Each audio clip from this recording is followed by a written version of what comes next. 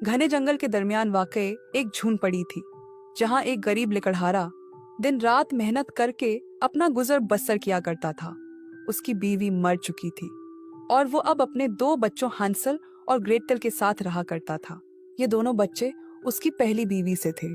उसके बेटे का नाम हांसल था, जबकि बेटी का नाम ग्रेटल था। बच्चों की परवरिश के लिए उसने दूसरी शादी जिस औरत से की थी, वो थी तो बहुत खूबसूरत, लेकिन उसके दिल में बच्चों के लिए नफरत भरी हुई थी। वो जब भी बाप और बच्चों को आपस में हंसी मजाक करते देखती थी तो हसद की आग में खूब कुड़ती थी। एक रोज आधी रात को जब हैंसल और ग्रेटल सुकून से अपने कमरे में आराम कर रहे थे, तो उन्हें ऊपर कमरे से अपनी सुतीली माँ की जोर जोर से बोलने की आवाज सुनाई देने लगी। हमारे पास इतने पैसे नहीं हैं कि हम इन बेवकूफ बच्चों को खाना खिला सकें। ये बहुत ज्यादा खा रहे हैं। ग्रेटल आलसी है और बहुत बोलती है, जबकि हैंसल कोई घरेलू काम नहीं करता। हमें इन बच्चों से हमेशा के लिए पीछा छुड़ाना होगा। ये तुम कैसी बात कर रही हो? मुझे अपने बच्चों से बहुत प्यार है, मैं ऐसा नहीं कर सकता।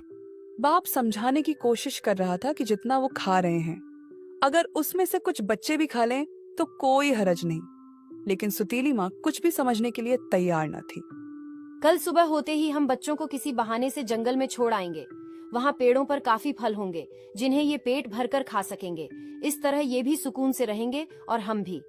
बच्चों ने जब ये तमाम बातें सुनी तो वो बहुत परेशान हुए। तब हैंसल को एक प्लान समझ में आया और वो अपने घर से बाहर की जानिब निकला।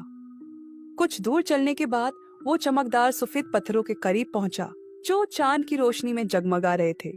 उसने ये पत्थर इकट्ठे किए और वापस घर की तरफ रवाना हो गया।